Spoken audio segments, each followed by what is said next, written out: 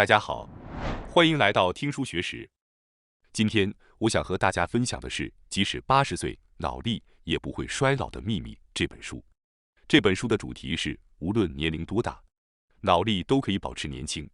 首先，让我们来看一下如何一眼就诊断您目前的脑力老化程度。老年脑有着明显的特征，例如，当您在超市购物时，可能会遇到这样的情况：排队结账时，突然听到有人大声质问为什么要付钱购买塑料袋。尽管店长出来解释，但那位70多岁的老人似乎无法理解。他不断重复相同的主张，最终愤怒地扔下钱离开了。这样的情况可能会在您身边发生，甚至您自己可能也会有类似的行为。为什么会有人表现出这样的行为呢？这正是本书要探讨的主题。作者通过阅读这些人的行为，将其称为老年脑。随着年龄增长，许多人会表现出不关心周围事物、记忆模糊、重复相同主张、情绪化等倾向。其实，这种行为是脑力老化的一种表现，而我们可以通过改变日常习惯来减缓脑力老化。与之相反的是，80或90岁的人却充满活力，积极向上地挑战新事物。这些人被称为超级长者。那么，是什么造成了这些人和老年脑之间的差异呢？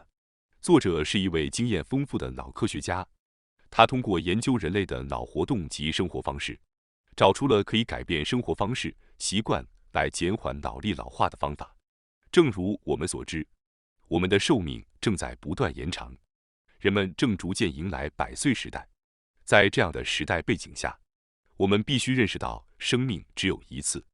为了在生命的最后阶段仍能全力以赴，我们必须努力延缓脑力老化，保持健康清晰的头脑。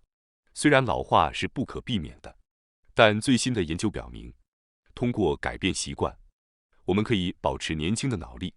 这是从科学中得到的结论。相信这一事实会给许多人带来勇气和希望。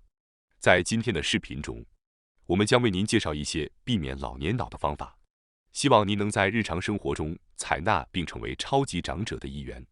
好的，让我们先介绍一个重要的前提知识，即很难自己意识到大脑老化的情况，以及如何立即了解您目前的大脑老化程度。首先，让我们从很难意识到大脑老化的情况开始讲起。通常，我们的大脑从30岁开始逐渐萎缩，到了60多岁，通过 MRI 检查图像就可以明显看出大脑出现了明显的萎缩，这是一种明显的大脑老化迹象。如果没有采取任何措施，大脑就会老化，也就是老年脑的出现。一旦大脑老化，就会出现不愿意尝试新事物、记忆力下降、行为上的粗心、错误增多、听力下降等症状。我们的大脑信息处理能力在18岁达到巅峰，之后会逐渐下降。从脑科学的角度来看，需要发挥信息处理能力的工作更适合年轻人。可能有些人听到这个说法会感到沮丧，但是对于50多岁的人来说，也有一个好消息，那就是他们仍然有学习的能力。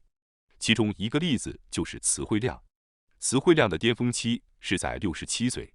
还有一个非常重要的能力是读懂他人的情感，这种能力在10多岁以下的人中较低，在20多岁时迅速增长，48岁达到顶峰，之后会逐渐下降。一旦读懂他人的能力下降，约在50岁左右，人们就会渐渐不再关心周围的事情。这种倾向也会影响着一个人的着装习惯。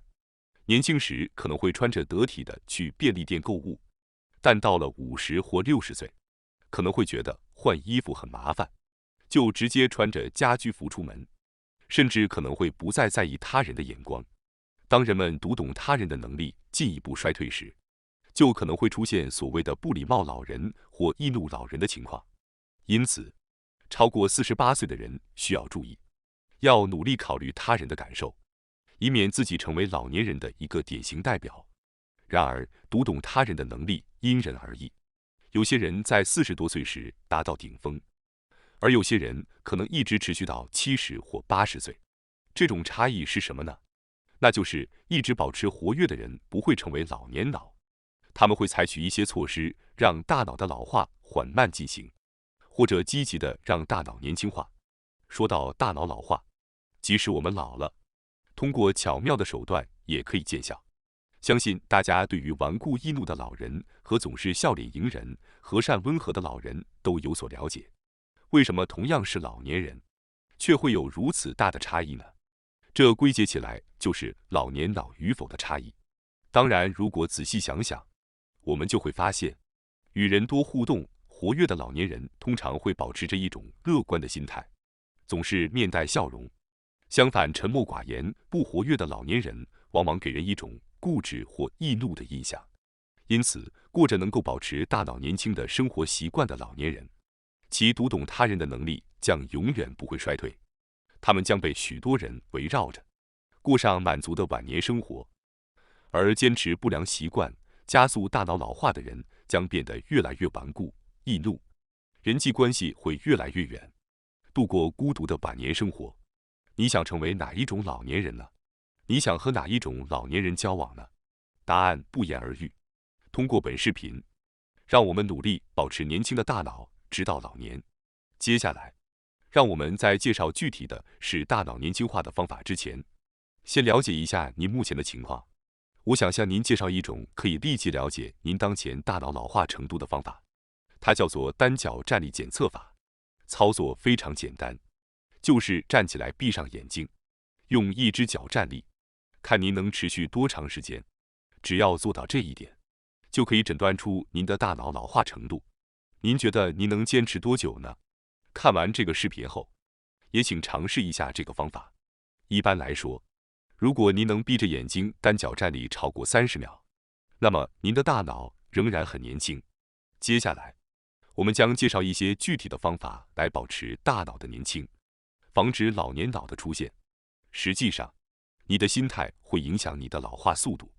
当谈到保持年轻的方法时，许多人可能会想到运动、保持头脑活跃或者保持良好的社交关系等脑力活动。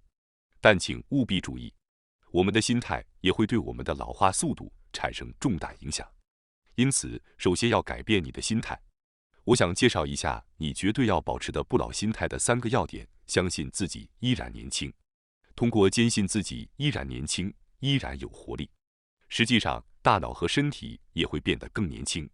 请不要说自己已经老了，或者需要按照年龄的要求生活。相反，要坚信自己依然年轻、依然有活力，并以此心态生活。因为人们经常说，人是从心态老化的，这并不夸张。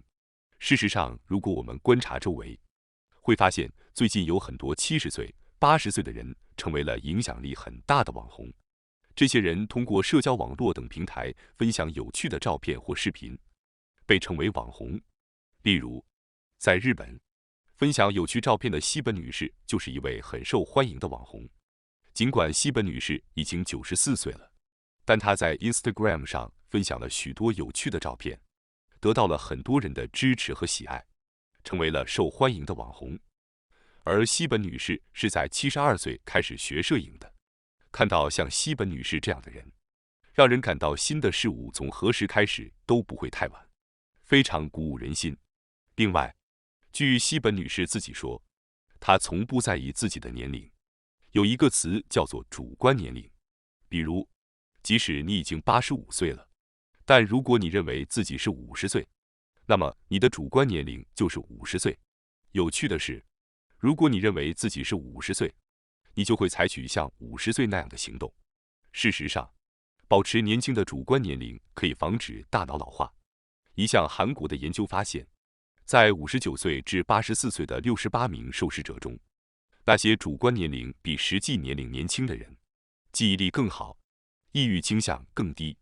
换句话说，只要你认为自己依然年轻，并且认真采取行动，实际上大脑和身体也会变得更年轻。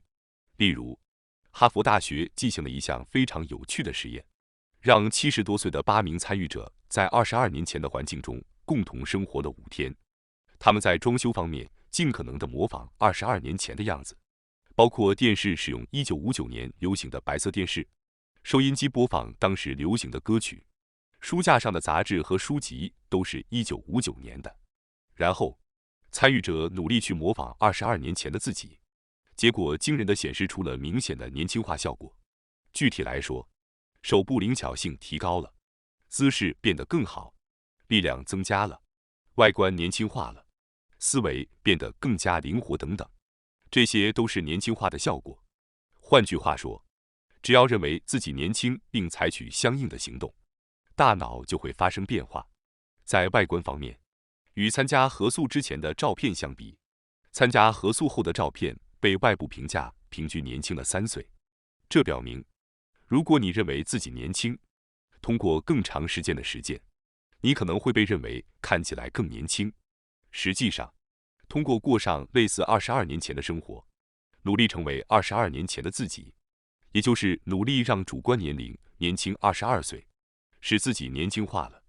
我们已经有一种模糊的认识，即我们的想法会影响到现实结果。但是很多人也许并不知道这种影响可以如此之大。一些老年人因为自己认为自己已经老了而做出一些年龄不相符的行为时，可能会被认为在做年轻化尴尬。但事实上，不管是对身体还是大脑来说，年轻化都是有益的，改变脑内形象，从而影响到生理反应，使健康状况更好。无论年纪多大，持续保持年轻的想法并以此行动是非常重要的。相反，认为自己老了的形象会增加死亡的风险。研究还发现，相比于实际年龄，认为自己的主观年龄比实际年龄大8岁到13岁的人，他们患心脏病和其他疾病的风险要增加18%到35%。因此，从今天开始，让我们都认真地相信自己依然年轻。接下来，我将解释第2个绝对必须保持的心态，那就是不管年龄多大都要保持生活的意义。首先，让我们来解释一下生活的意义这个概念。可能大家对这个概念没有很好的印象，但实际上，生活的意义对于保持大脑的活跃是非常重要的。通常随着年龄的增长，人们的生活意义会逐渐减少。最近是否有人感觉到自己的食欲减退，对异性的兴趣减弱呢？这些都是生理需求，随着年龄的增长而逐渐减弱的。这是因为随着年龄的增长，产生动力的大脑神经递质多巴胺会减少。当多巴胺减少时，食欲和性欲也会下降。然而，研究表明，拥有生活意义的人更有可能活得更长。例如，对食物有兴趣的老年人更有可能活得更久，而食量较少的老年人比食欲旺盛的人死亡的风险要高出2倍以上。因此，为了重拾生活的意义，我们希望能增加多巴胺的产生，而这是可以通过一些简单的方法来实现的，比如制造笑容、听自己喜欢的音乐、运动、看喜欢的人的照片、参加愉快的活动、挑战新事物等等。拥有这些习惯的人，他们的动力不会减退，大脑也可能一直保持年轻。与此同时，随着年龄的增长，还会增加一种幸福的生活意义，这与一种叫做催产素的激素密切相关。催产素又被称为爱情激素，它在人与人、人与动物之间接触时释放。养狗或养猫的人，以及与孩子经常接触的人，被认为会更容易感受到幸福。令人惊讶的是，最新的研究表明，随着年龄的增长，催产素的分泌量并没有减少，相反可能会增加。我们永远追求幸福，而这种幸福是通过人际联系获得的。随着年龄的增长，生理需求减少，人们开始追求与他人的联系和贡献。相比金钱，人们更想要对他人有所帮助，更希望被感激和认可。我希望每个人都能拥有生活的意义，因为拥有生活的意义的人比没有的人认知功能更强。拥有生活的意义并不是一件夸张的事情。你可能想要种植植物、收集邮票、精通高尔夫，或者帮助孙子孙女。总之，任何能让你感到满足的事情都可以。如果有人问你生活的意义是什么，而你能迅速回答，那么你的认知功能可能不容易衰退。因此，让我们继续追求拥有生活的意义。然后是第3个绝对必须保持的心态，那就是不使用会导致老年脑的消极言辞。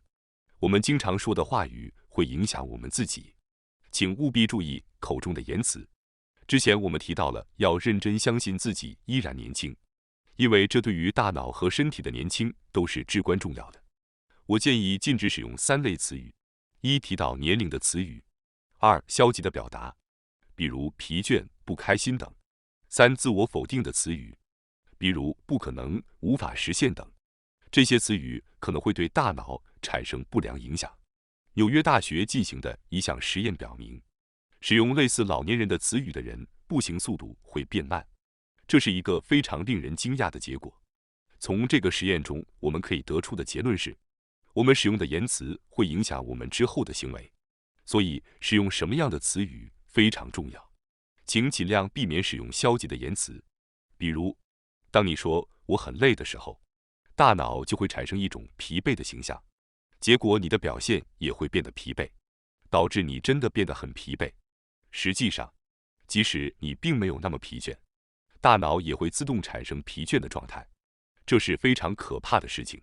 此外，不懂、难以理解等词语对于某些人来说是危险的词语之一。使用这些词语会让大脑进入一种困惑的状态，使思维停滞不前。除此之外，还有一些其他的消极词语，比如讨厌、倒霉、做不到、不可能、没有时间、麻烦、那个人的错等等。这些词语会对大脑产生负面影响，因此请务必注意避免使用这些词语。当然，我们有时候会不自觉地说出这些词语，但是强行忍耐不说这些词语可能会让你感到更加痛苦。比如，即使你很疲惫，但是又说不出来我很累，可能会让你感到更加焦虑。因此，在使用消极词语后，我建议添加一个但是的修饰词，这样可以改变句子的语气。比如，当你说我很累时，接着可以说但是我很努力，我很累，但是有所成就，我很累，但是没关系。这样的修饰词可以让句子变得积极，后面有一个积极的词语的话，而且大脑更容易记住句子的最后一个信息。因此，尽管我们有时候会不自觉地说出消极词语，但是通过这个但是的法则，我们可以将一切都变得积极。希望大家都能掌握这种制造积极言辞的方法。接下来，我想解释80岁脑部不会衰老的人所做的事情及参与的重要性。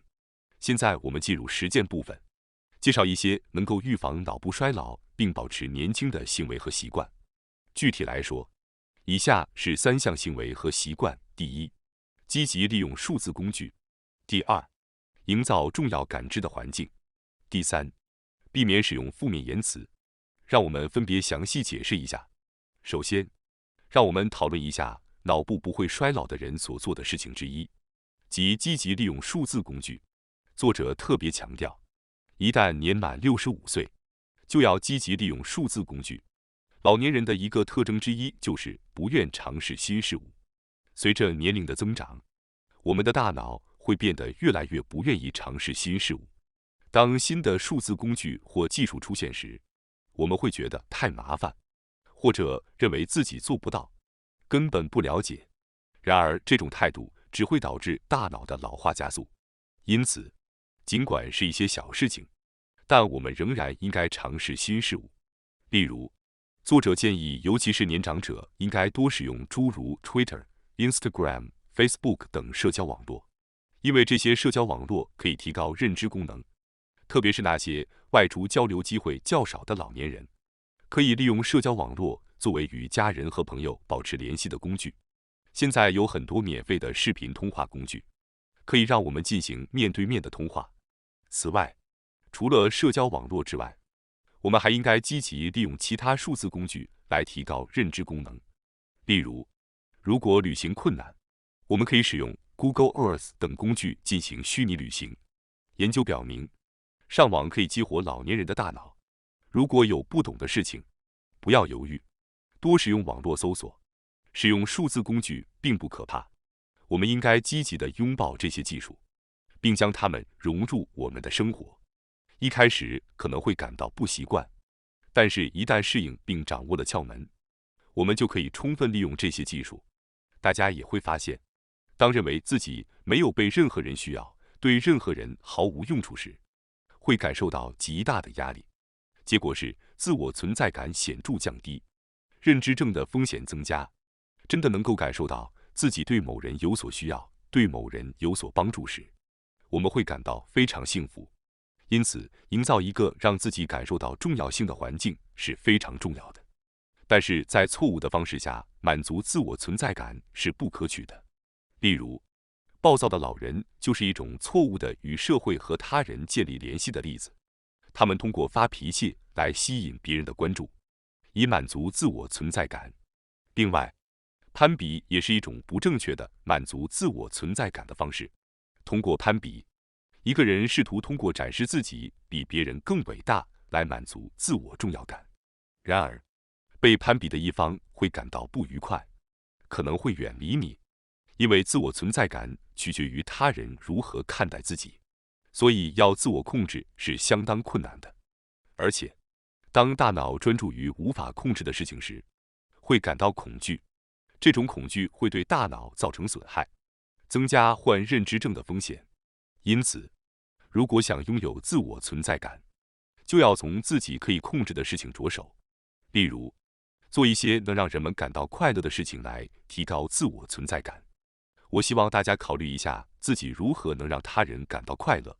接下来，我将解释第3个脑部不会衰老的人所做的事情，即继续工作。实际上，调查显示，65岁以上的人中，工作的人有更长寿的趋势。